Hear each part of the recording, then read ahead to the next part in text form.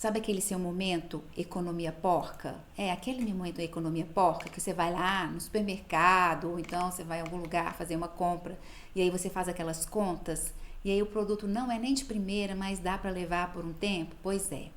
Eu vou te contar a história de uma pessoa que é assim o tempo inteiro. A gente vai falar um pouquinho da vida do senhor Inocêncio. Quando a gente fala do senhor Inocêncio e o barato sai caro, é o nosso momento avarento de ser. Avarento é a rubrica.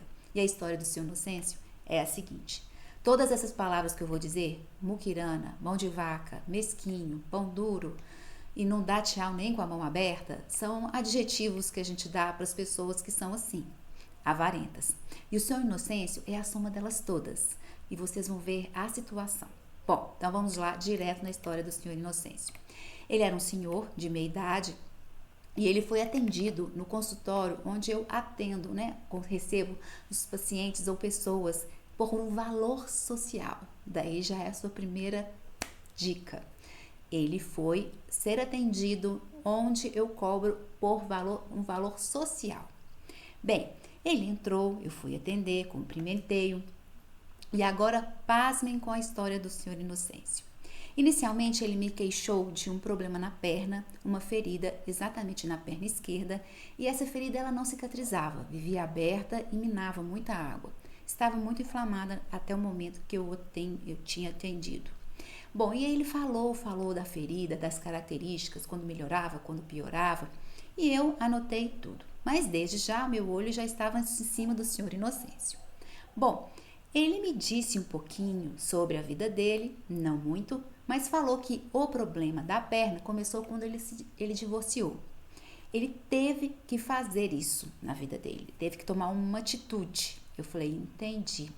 A ex-esposa era muito difícil, ele comentou, e é uma pessoa que não ajudava muito. Ele teve 2 filhos e os filhos, graças a Deus, palavras do senhor Inocêncio, graças a Deus já eram independentes, viviam a própria vida. Bom, continuou a relatar um pouquinho sobre as questões da perna e também um pouquinho sobre a vida. Falou que tinha machucado, como é que começou e etc. E eu de olho no senhor Inocêncio. Bom, eu comecei a analisar as roupas do senhor Inocêncio. Estavam muito limpas, arrumadas, mas no entanto estavam meio assim desgastadas, se eu posso dizer nesse sentido. É aquelas roupas que já usou, já está meio sem cor, meio sem brilho, meio desgastada com o tempo. Eu perguntei para ele qual que era a profissão dele e ele me disse, eu sou funcionário público. Eu falei, ok, e desconversou e continuou falando sobre a perna. Eu perguntei onde é que ele morava e ele respondeu, de aluguel. Eu moro de aluguel, mas não disse o bairro onde é que ele morava.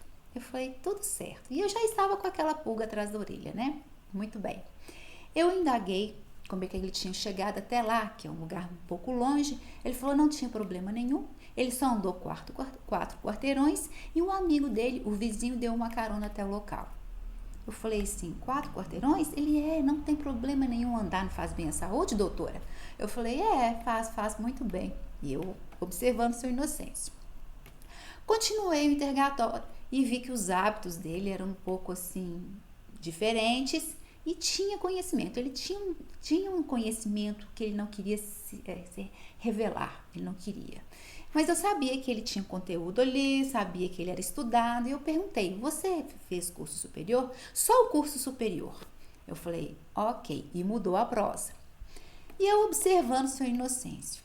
Nessa altura do campeonato, eu percebi que ele estava escondendo muitas coisas. E fui direto num assunto que a gente consegue pegar muitas vezes o paciente ou o seu cliente. Hábitos alimentares. Não tem como você negar o que você come. E eu fui e perguntei para ele, ok, o que o senhor gosta de comer? E qual que é o que você gosta, o que você não gosta, o que você come bem? E bebidas alcoólicas. É maravilhoso, um bom vinho, né? Eu falei, é mesmo. E ele falou sobre os vinhos, os valores dos vinhos, as notas e os buquês que os vinhos tinham. Eu falei assim, ok. Eu comecei a dar umas risadas sozinha. Eu falei assim, pois bem, eu vou falar exatamente com o senhor algumas coisas e eu quero que o senhor seja muito sincero comigo. Ele, tudo bem, doutora? Eu falei, ok. Senhor Inocêncio, tudo certo. Não tem problema o senhor pagar o valor social. O que eu quero é ajudar o senhor. Eu vi que o senhor é uma pessoa muito generosa, de um coração gigante. É uma boa pessoa, mas na real, eu nunca atendi ninguém aqui que conhece vinho tão bem quanto o senhor. Daí ele já ficou meio assim. Eu disse, olha, não tem problema nenhum vir até aqui, dizer que a situação tá preta, que os valores no supermercado da comida, dos mantimentos, tá na hora da morte. Isso não tem problema nenhum. O que eu preciso é que o senhor seja sincero comigo, porque como é que eu posso ajudar o senhor se o senhor está me escondendo informações vitais para o seu tratamento? O senhor pode ser sincero comigo? Eu quero lhe ajudar. Aí ele olhou para mim e ficou assim, falei para ele, nós vamos fazer um trato. Se o senhor não for verdadeiro e honesto comigo, da próxima vez que o senhor vier aqui, eu vou furar seu olho. Ele deu vou furar o seu olho porque eu vou cobrar a nota preta. Aí ele já ficou assim meio tipo, o que está acontecendo? O que essa mulher descobriu que eu não estou entendendo? Falou assim, eu te ajudo, o retorno eu cobro o valor social do senhor, mas desde que o senhor seja verdadeiro, honesto e fale comigo toda a verdade. Estamos entendidos? Ele olhou para mim e falou assim, ok. Aquele ok que era um sussurro. Eu falei, tá bom. Então, se o senhor não falar a verdade para mim, nada feito. Se o senhor falar comigo toda a verdade, ok, eu ajudo o senhor. Mas se o senhor não falar, não vai ter jeito não, ok? Homeopatia não é igual a alopatia. E expliquei para ele como é que a homeopatia funcionava. Ele ficou meio assustado e ia falar comigo assim, como é que você pode me chamar de mentiroso? Mas não dei nenhuma brecha para ele poder retrucar a situação e continuamos. Eu vou perguntar novamente, senhor Inocêncio. Qual é a sua profissão? Onde é que o senhor exatamente trabalha como funcionário público? Aí ele, Receita Federal. Eu falei, o quê? Receita Federal. Eu falei, ótimo. Eu pensei na hora que ele respondeu, na mente dele, ele estava assim, eu falo ou não falo? Eu falo ou não falo? O que eu vou fazer agora? Qual é essa situação que eu entrei? Que rascada que eu entrei? Pois é. Mas ele foi e respondeu. E eu falei, que maravilha! O senhor tem um bom trabalho. Eu falei assim, mais uma pergunta para o senhor. O que é que o senhor faz exatamente lá? Senhor Inocêncio, o que o senhor faz exatamente lá? Auditor. Eu falei, o quê? Eu sou auditor. Eu falei, o quê, senhor Inocêncio? Eu sou auditor. Eu falei, ai, gente, que espetáculo de profissão que o senhor tem. Você já deve estar imaginando aí quanto é que o auditor ganha. Tem uma nota preta, né? Eu falei assim, agora eu vou responder para o senhor mais uma coisa. O senhor vai me responder. Que bairro que o senhor mora? Ele falou, eu moro de aluguel. Eu moro no bairro tal. Eu falei, ok. Mas é de aluguel e é só um quarto. Eu falei, entendi, senhor Inocêncio. Até aí tudo certo. Ele morava, aí eu perguntei, me fala onde é que o senhor mora, perto de onde, com quem? Bom, ele morava perto do irmão.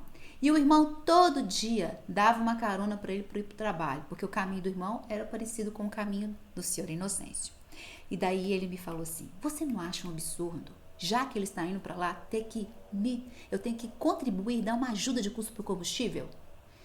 Eu olhei assim e falei, é mesmo? O senhor contribui? Contribui. Você não acha isso um abuso? Eu falei, não sei não, senhor. E eu andei a rir, é claro. E eu não podia rir. Bom, mas não parava muito por aí, não. Aí eu perguntei para ele assim, já que o senhor terminou o casamento, e até penso qual que seja o motivo do fim do relacionamento conjugal, o senhor não quer arrumar uma namorada, uma companheira, que lhe faça companhia? Ele, de jeito nenhum. Você sabe quanto é o custo de manter uma família? Eu fui e falei, não. Será que eu sei? Ele, mulher, dá muito prejuízo. Eu falei, o quê? A senhora me desculpe, mas mulher, dá um trabalhão. Eu falei, é mesmo? A minha, então, era pior, porque ela só pensava em dinheiro. Eu falei, entendi, seu Inocêncio. Aí, mais uma pergunta. O senhor tem um carro? Ele falou assim, minha filha, desse jeito. Naquela época a gente não tinha Uber, essa história passou antes do Uber. Você sabe quanto é o IPVA? Você sabe quanto que é o seguro obrigatório? Para manter o carro, o mecânico, o combustível? Tudo muito caro. Claro que eu não tenho. Eu falei, é dinheiro pra caramba que eu vou gastar pra manter o carro. Não tenho carro. Eu falei, meu Deus, que esse homem anda de táxi, é muito mais caro. Como é que esse homem vive? De ônibus. Pois então, gente, eu ria e ria e ria. E eu não podia rir, era um desespero. Bom, eu continuei o interrogatório. Só de curiosidade, senhor Inocêncio, me diga, onde é que o senhor compra suas roupas? As suas roupas para trabalhar, por exemplo. Essa roupa que o senhor tá aí é para trabalhar. Aí ele me responde assim, ué, não tá ótima, não? Eu falei assim, tá. Fiquei pensando. Mas minha curiosidade me aguçava e eu continuei perguntando, onde é que o senhor faz compras de supermercado? Porque onde ele faz, eu vou fazer, é claro, pensei. Porque é mais em conta, claro. Ele falou assim, ó, eu vou te dar uma dica valiosa nesse momento. Eu falei, sim, senhor. É o seguinte, eu tenho certeza que a senhora vai levar esse conselho que eu vou lhe dar pro resto da vida. Eu falei, sim, e eu atenta. Entre os dias 23 a 26, são os melhores dias pra gente fazer compra, sabe por quê? Eu falei, não. O estoque do supermercado tá alto, é o fim do mês. As pessoas, geralmente, o vencimento do cartão de crédito das pessoas não são geralmente nesses dias. A senhora tá ligada? Eu falei assim, tô ligada. E aí eu perguntei, você tem que fazer as compras antes que chegue o final de semana, porque as pessoas vão lá só comprar o essencial. E aí antes, no meio da semana, a senhora vai, porque tem muita promoção e o supermercado ainda tá vazio, e aí eles não vão pôr essa promoção no final de semana, entendeu? Eu falei, entendi sim. Bom, fiquei pensando, gente do céu, tive uma lição de economia com o senhor Inocêncio. E eu não consegui conter o riso. Então respirei fundo, tomei água porque eu não conseguia parar de rir. E ele ficou assim, às vezes ele ria, às vezes ele não ria, eu não consegui.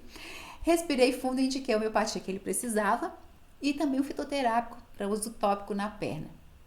E pensei, bom, será que ele vai ficar bom? Ele vai comprar o medicamento? Ele falou, mas é claro que eu vou. A senhora tem que me passar qual é a farmácia mais em conta. Onde é que eu compro esse medicamento mais barato? E lá fui eu, indiquei no lugar mais em conta. Se você for pensar, e a gente vai analisar a rubrica avarento, que é todo o núcleo da história do senhor Inocêncio, é assim que a gente tem que indicar o medicamento homeopático, a gente vai ver que, segundo Quente, os avarentos da matéria médica são briônia, que você deve ter pensado, arsênico, também um avarento. A gente pode pensar também em silícia, que também é, sépia também é, fosfórico ácido também é, pulsatila também é, e licopódio também é. E agora você deve estar pensando qual foi o medicamento que eu dei para o senhor Inocêncio. Eu dei licopódium. Aí você fala, mas licopódium? Sim, porque eu tinha 2 sintomas absurdamente absurdos, que eram aversão ao casamento e mais essa avareza toda. E aí eu indiquei esse medicamento e lá fui. Meu Deus do céu, vamos ver o que é que vai dar. Ele retorna, lógico, que no atendimento social, ainda não estava curado 100%, né? Porque eu perguntei, e aí, senhor Inocêncio, como é que você está? Eu estou ótimo. Melhorou muito a minha perna, estava quase seca, faltava só um olhinho. Bem arrumadinho, as roupas estavam um pouco melhores, eu fiquei, já está melhorando. A perna não estava reclamando de dor, não estava queimando de edema, nem nada. E eu fiquei feliz de vê-lo, né? Ele falou, nossa, eu adorei esse medicamento, ele me deu um gás. Eu falei, um gás? E fiquei imaginando que gás que poderia ser, vários, né? Qual gás? A senhora entende, um gás. Eu até arrumei uma namorada. Eu falei, o senhor conseguiu arrumar uma namorada? Pois é, eu consegui arrumar uma namorada e ela é ótima. Eu falei, é ótima? É, nós dividimos as contas, ela tem carro, a gente sai, a gente passeia. Eu falei, meu Deus do céu. Mas eu não penso em me casar, de jeito nenhum, ainda não. Porque afinal, ainda não dá, né? A gente tem que conhecer a pessoa. Eu falei, aí tem que conhecer também quanto que ela tem de dinheiro, né, senhor Inocêncio? Eu falei, claro. Eu falei, então tá bom. E dei uma risada e falei, oh meu Deus, sou com dó dessa senhora. Aí ele falou assim, mas ela quer vir aqui. Eu falei, quer vir aqui? É, atendimento social. Eu falei, ai meu Deus, se ela não for licopódio, ela pode ser um arsênico? Eu não sei. Bem, enfim, ela foi, tá? Depois eu conto essa história em outra oportunidade. esse foi o nosso caso clínico de hoje. Ele foi divertido para mim, então espero ter sido para vocês. Mas quero lembrar que Licopódio é um medicamento espetacular, tem lá os seus lados negativos, mas tem muitos positivos. Um desses eu fiquei sabendo depois, atendendo mais vezes o senhor Inocêncio, que ele era uma sumidade em descobrir desfalques, uns tramas que a gente faz em balanços patrimoniais, e ele era uma sumidade no assunto. O Licopódio é assim. Quando ele é fera em alguma coisa, ele é. O grande problema de Licopódio, que para ele é muito difícil dividir essas informações, porque até pouco ele era uma árvore gigantesca e que virou musgo. Esse medo dele virar musgo novamente, que é uma simbologia que a gente usa quando fala de Licopódio, é uma das características dessa personalidade homeopática. Uma outra coisa que é interessante sobre Licopódio é que, uma vez Licopódio, vai ser sempre Licopódio? Não. Ele pode alterar e se tornar uma pessoa muito melhor, chegando a outras personalidades. Não que Licopódio seja ruim. Harmonizado, ele é excelente. É um medicamento trimiasmático e, além de ser trimiasmático, todo o núcleo de Licopódio ele está numa palavra só, segundo Vitoucas: covardia. Eu espero que vocês tenham gostado desse nosso primeiro caso clínico da nossa série Matéria Médica. Um beijo enorme e vem muita coisa nova por aí. Um beijo.